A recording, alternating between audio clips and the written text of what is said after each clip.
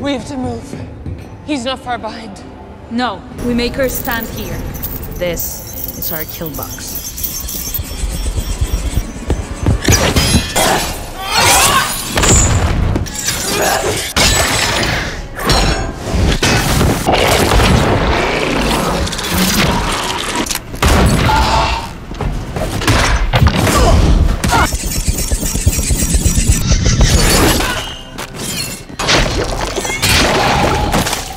Kamusta kayong lahat? Nandito na naman tayo sa Filipino Chill Recap.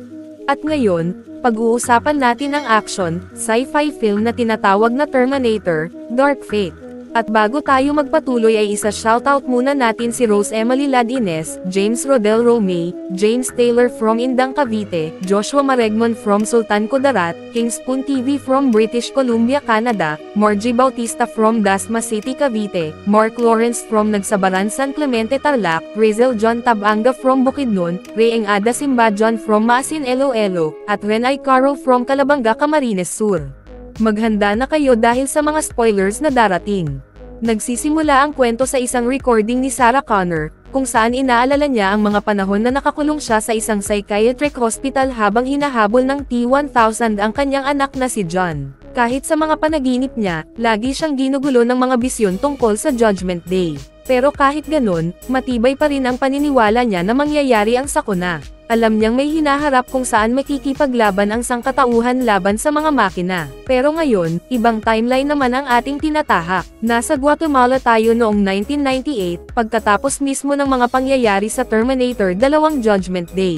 Naniniwala si Sarah na na-prevent niya ang Judgment Day at nailigtas ang kanyang anak. Nakarelax pa sila sa isang beach. Pero hindi nagtagal ang kapayapaan dahil biglang dumating ang isang T-800 Terminator para tapusin ang misyon nito, patayin si John Connor, ang pangunahing target ng Skynet. Sa kabila ng lahat ng taon ng pagsasanay at mga buhay na nailigtas niya, hindi niya nailigtas ang sarili niyang anak mula sa cyborg na matapos magawa ang misyon ay basta na lang umalis na parang walang nangyari. Lumipas ang 22 taon, at nasa Mexico na tayo. Hating gabi, isang magkasintahan ang nagulat sa kakaibang liwanag na sumabog sa ilalim ng tulay. Bigla na lang may lumabas na sphere ng enerhiya, at mula rito'y isang babaeng hubad at sugatan dahil sa pagbagsak. Agad siyang nilapitan ng magkasintahan para tulungan. Siya si Grace. Sinubukan nila itong dalhin sa ospital, pero bago pa makalayo, pinigilan sila ng mga pulis na hindi naiintindihan ang sitwasyon. Sa sobrang bilis at kakaibang lakas ni Grace, mabilis niyang pinabagsak ang mga pulis na nagdududa sa kanila. Matapos ang lahat, nagpasalamat ang magkasintahan sa kanya, pero imbes na magsalita, kinuha lang ni Grace ang damit ng lalaki at saka tumakas gamit ang kanilang kotse. Samantala,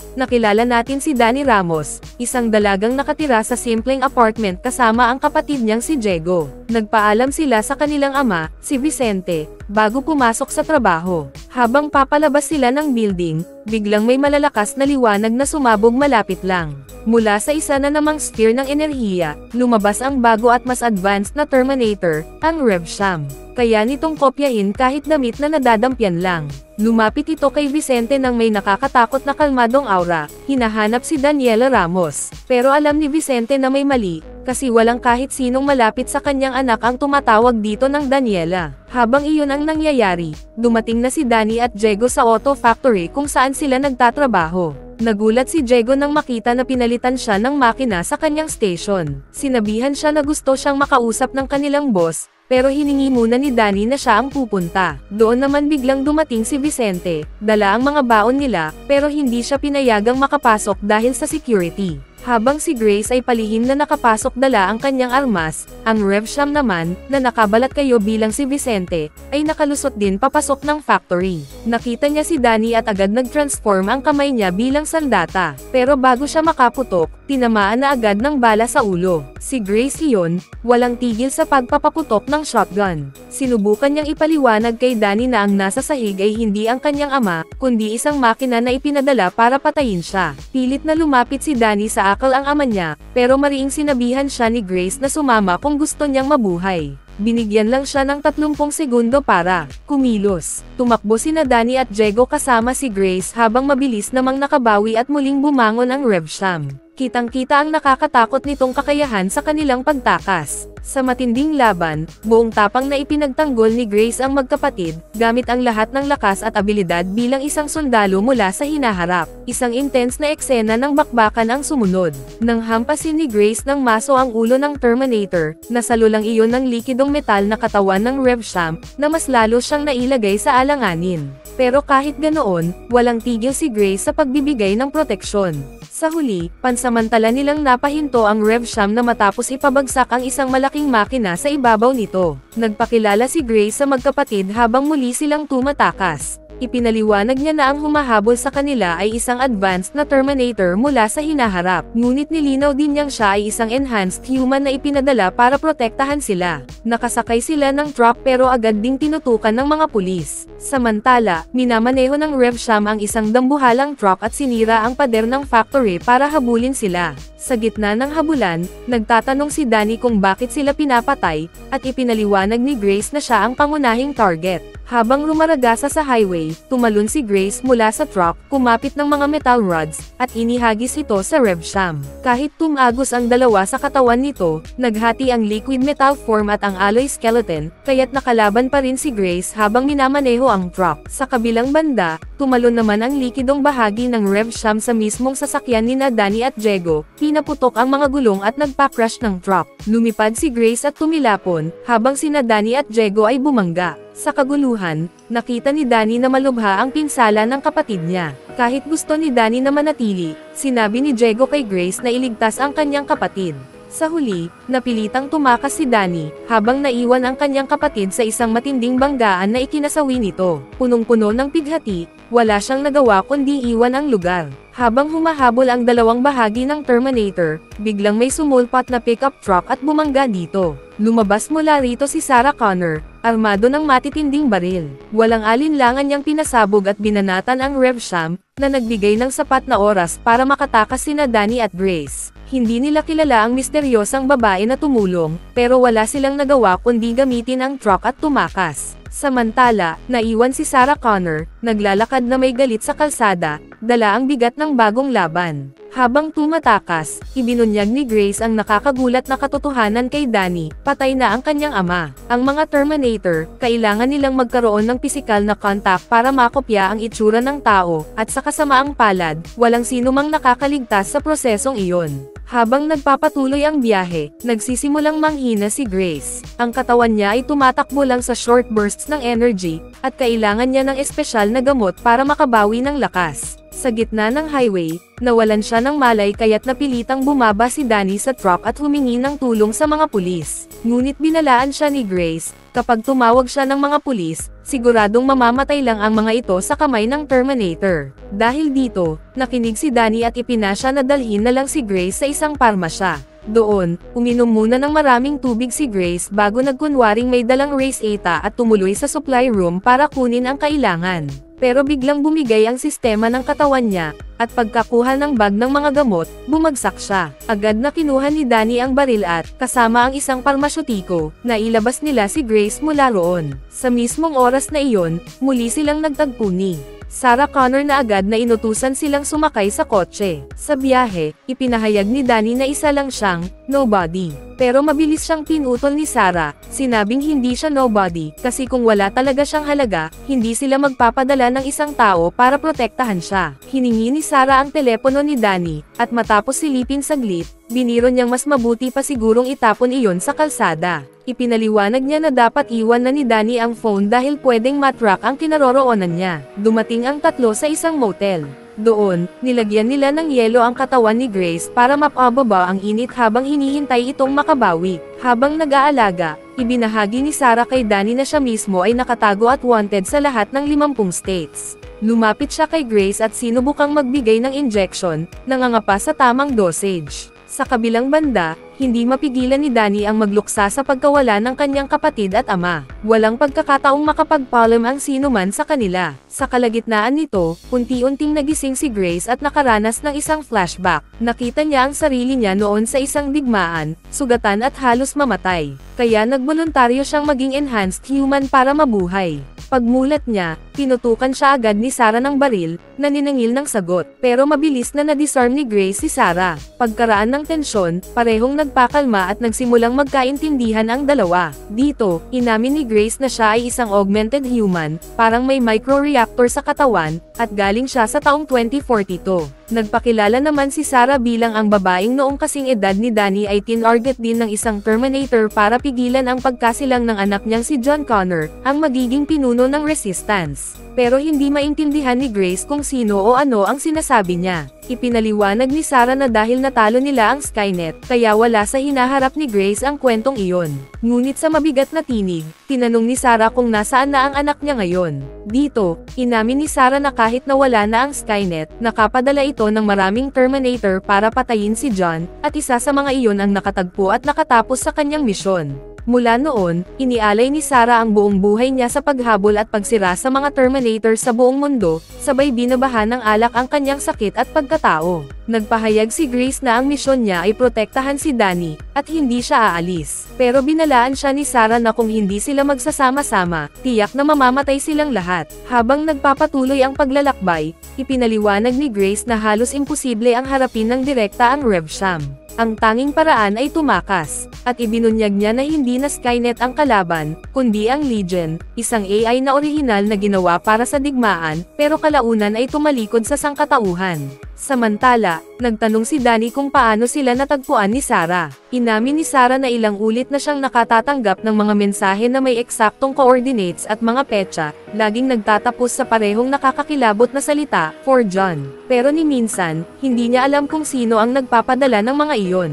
Sinilip ni Grace ang phone ni Sarah at nadiskubre na ang mga mensaheng iyon ay nagmula sa isang malapit na lokasyon. Ibinunyag niya rin na may tato ng coordinates sa kanya mula sa kanyang commander, bilang backup plan kung sakaling pumalpak ang misyon. At ang coordinates na iyon ay tugma sa mga natatanggap ni Sarah, kaya't nagpa siya silang magtungo sa Texas para tuklasin kung sino ang nasa likod ng lahat. Para hindi matrack, iniwan nila ang kotse sa ilalim ng tulay at tumalon sa isang tren papunta sa kanilang destinasyon. Samantala, nasa Mexico, sinalakay ng Revsham ang isang data center, nag-iwan ng mga patay habang hinahanap ang impormasyon ukol sa huling kinaroroonan ni Danny Ramos. Pagsapit ng gabi, nagtanong si Danny kay Grace tungkol sa hinaharap, at dito ipinakita ang madilim na alaala mula sa pananaw ng isang bata. Sa unang araw, tumigil ang lahat. Lahat ay napilitang tumakbo. Malinaw na wala ng pag-asang bumalik ang normal na buhay. Sa ikalawang araw, nagpakawala ng nuclear warheads at electromagnetic pulses para pigilan ang Legion.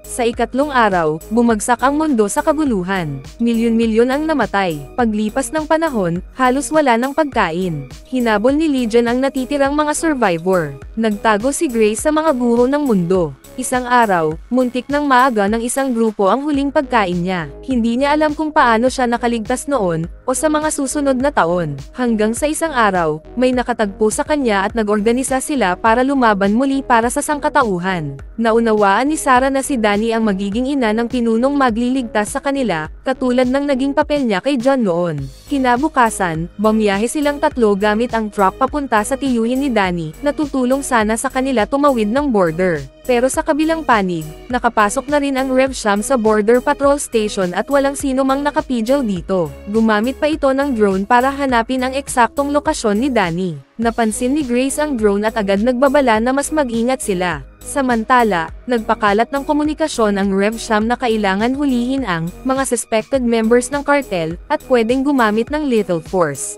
Sa kanilang biyahe, naharang sila ng Border Patrol. Napilitang sumuko ang tatlo. Sinabi ni Grace kay Sarah na protektahan si Danny kung magkahiwalay sila. Ngunit mabilis na bumagsak ang drone at sumabog, ikinabuwal ni na Grace at Danny. Dinala silang tatlo sa detention center sa US. Doon, tinanggalan si Grace ng gamot at nadiskubring kakaiba ang anatomy ng kanyang katawan. dumating ang Terminator sa pasilidad, nakalusot sa metal detector gamit ang palusot na may metal hip mula raw sa serbisyo niya sa Afghanistan. Inilayo si Sarah at ikinulong sa ibang selda. Habang papalapit ang Revsham kay Danny, nagising si Grace at tinamba ang mga gwardya. Sinubukan ng makina na hanapin si Danny pero hindi niya agad makilala dahil natatakpan ng sweater ang mukha niya. Gamit ang pagkakataon, pinaandar ni Grace ang fire alarm para iligaw ang Terminator. Samantala, nakatakas din si Sarah matapos patahimikin ang mga nagbabantay sa kanya. Pinalaya ni Grace ang lahat ng detainees at hinatak si Danny palabas. Sa kabila ng walang humpay na pagtutugis ng Revsham, nakarating sila sa helikopterong hinihintay ni Sarah.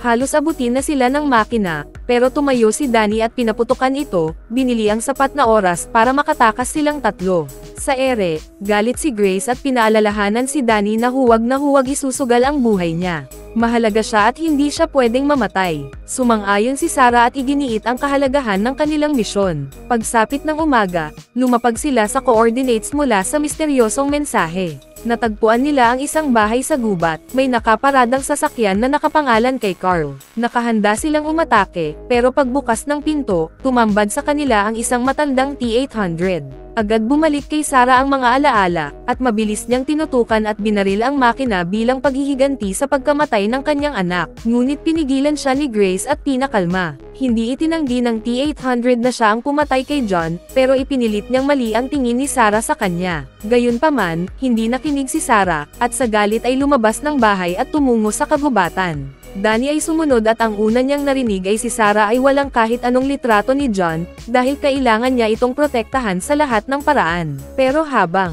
lumilipas ang panahon, pati siya mismo ay unti-unti nang nakakalimutan ang mukha ng anak niya. Samantala, naiwan ang Terminator sa bahay kasama si Grace, na ayaw magbigay ng kahit anong detalye tungkol sa sarili niya o sa misyon nila ni Danny. Sa halip, sinabi lang niya na natuntun niya sila gamit ang mga coordinates na nakatatak sa katawan niya. Ang matandang makina, na ang balat na nabubuhay ay tumanda na, ay nag-alok ng inumin sa tatlong babae. Pero si Sarah, na wala ng pasensya, ay diretsyong sinabi na dumiretso na ito sa punto. Habang iniikot niya ang tingin sa loob ng bahay, napansin niya ang mga family photos na nagdulot ng pagtataka sa kanya. Doon ipinakilala ng Terminator ang sarili bilang Carl. Ipinaliwanag ni Carl na matapos niyang patayin si John, nakilala niya ang isang babae na si Alicia at ang anak nitong si Mato. Nakatira si Alicia noon sa piling ng isang mapang-abusong asawa, at pinili ni Carl na alagaan sila. Dito niya natagpuan ang bagong layunin sa buhay. Sa pagpapalaki kay Mato, naunawaan niya kung ano ang kinuha niya kay Sarah noon. Dahil tapos na ang kanyang misyon, natutunan ng makina kung paano maging tao. Ibinunyag din ni Carl na siya ang nagpapadala ng mga mensahe kay Sarah, para mabigyan ng saysay at kahulugan ang pagkamatay ng kanyang anak. Kahit pa binaril siya ni Sarah sa dibdib, ang tanging inalala lang ng Terminator ay kung paano niya ipapaliwanag ang mga butas sa katawan niya kay Alicia.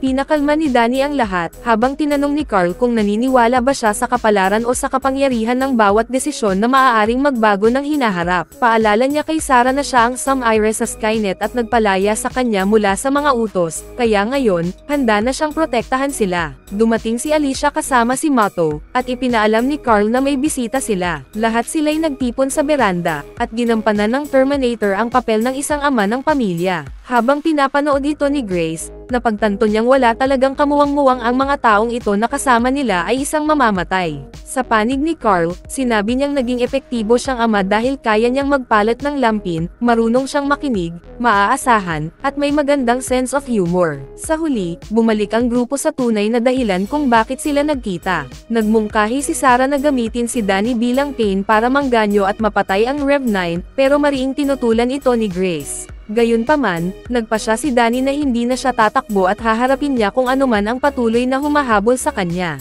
Wala nang ibang opsyon, kaya pumayag si Grace sa plano. Dinala sila ng matandang Terminator sa kanyang armory sa garahe. Ipinaliwanag niya ang dami ng armas niya na kailangan niyang maging handa para sa anumang posibleng apocalypse, at saka nasa Texas daw sila. Sinubukan nilang sanayin si Danny sa paggamit ng mga baril, pero alam nilang ang pinakamabisang paraan lang ay ang paggamit ng electromagnetic pulse, ang nag-iisang tunay na sandatang epektibo laban sa Rev-9.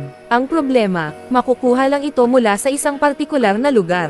Bago sila umalis, Nagpaalam si Carl sa kanyang pamilya at pinadala ito sa ligtas na lugar. Inamin niyang mahal niya sila, pero hindi sa paraang tulad ng isang tao. Nilapitan siya ni Sarah at binalaan na kapag tapos na ang laban nila sa exterminator, sisirain din niya si Carl. Kalma at walang emosyon itong tumugon na nauunawaan niya ang dahilan.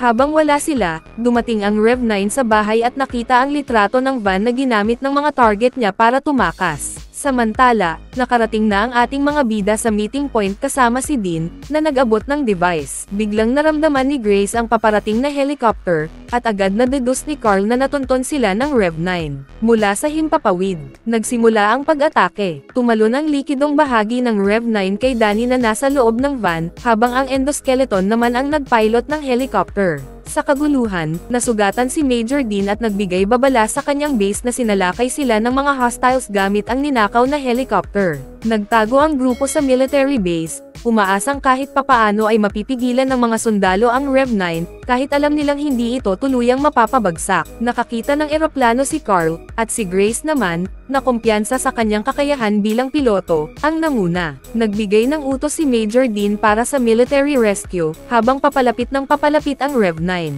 Pinaga niya ni Grace ang malaking eroplano, at si Carl, determinado na protektahan si Sarah, ang sumalo sa mga bala gamit ang sarili niyang katawan. Sabay silang bumaril kay Rev-9 hanggang sumabog ang helicopter nito, pero nakatalon ang advanced exterminator at inatake sila.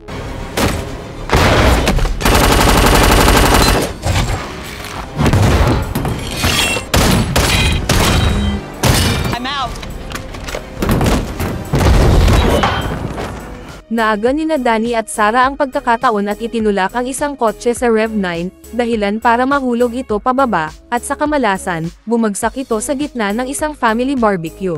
Sa gitna ng kahihiyan, napilitang mag-sorry ang grupo sa kaguluhan bago muling lumipad. Doon nila nadiskubre na hindi na gumagana ang electromagnetic pulse. Nagbabala si Carl na kung wala ang sandatang iyon, maliit ang tsansa nilang manalo kung umasa lang sila sa ordinaryong armas. Naiinis si Danny at nagpasya na maghanap na lang ng mas malakas na firepower at ipagpatuloy ang plano. Naalala niya na palaging pinaparamdam sa kanya na kailangan muna niyang magkaanak para may magligtas sa mundo. Pero para sa kanya, mas mahalaga ang mga desisyong ginagawa nila ngayon. Napansin ni Grace ang mukha ni Danny at doon siya nagkwento ng sikreto. Kilala na niya ito mula sa hinaharap. Siya ang nagligtas kay Danny mula sa tiyak na kamatayan at ipinakilala siya sa Resistance. At ang Resistance na iyon ay pinamunuan mismo ni Danny. Itinuro niya sa lahat na ang tadhana ay binubuo, hindi nakasulat sa bato. Hindi lang siya magiging ina ng tagapagligtas, siya mismo ang hinaharap. At dito napagtanto ni Sarah na sa hinaharap, si Danny ang pumalit sa posisyon ng kanyang anak na si John. Hindi nila alam, nasa likod na pala nila ang exterminator. Gamit ang malalaking eroplano, binangga niya ang kanilang sinasakyan at nagdulot ng malalang pagkasira ang eroplano. Habang nasa Syra, dahan-dahang humuhublot sa kanila, kaya't sila ay kumakapit para hindi sila mahayla papunta sa labas. At sa oras na iyon, hindi pa rin sumusuko ang Terminator sa pakikipaglaban.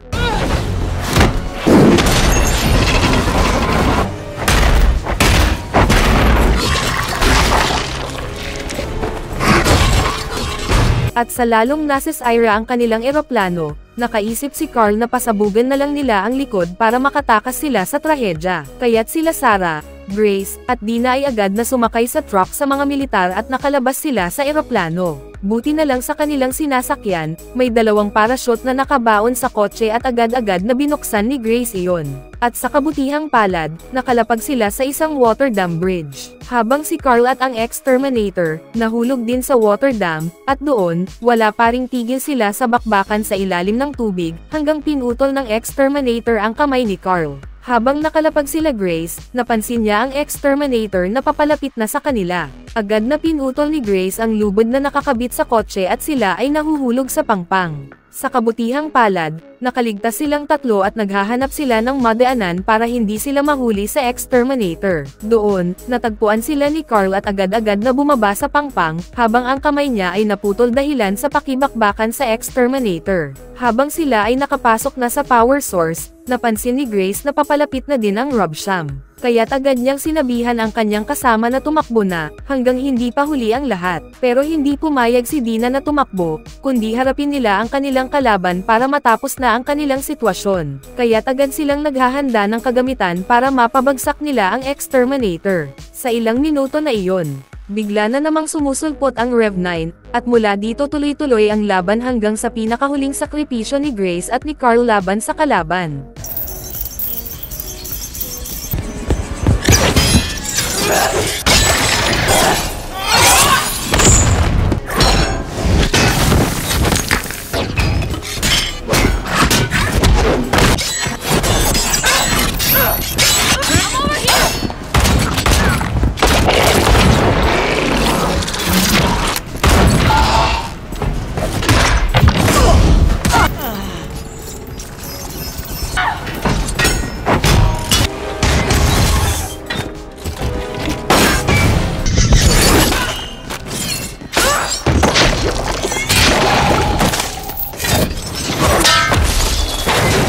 At sa oras na iyon, hindi pa rin sumusuko ang Terminator sa pakikipaglaban.